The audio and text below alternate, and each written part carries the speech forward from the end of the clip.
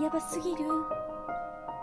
うるさ、目を覚ませ、寝させて。早く寝なきゃ明日バイト早朝。耳栓すれば消えてゆくのかよなあ。ほらね、クリストフには何と言えばいい。あれを聞いたら捨てられる。なんとかしないと。愛するあなのこと守りたいの。あのいびき隠しバレぬように。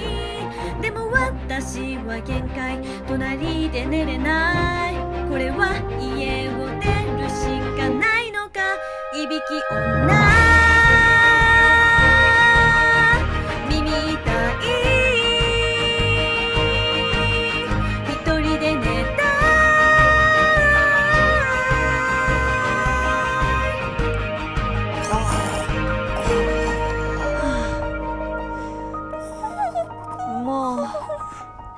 どうしよう。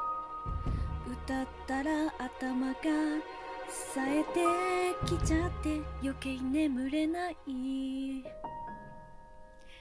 このまま寝れず朝になるのか。一生寝れないことになったら、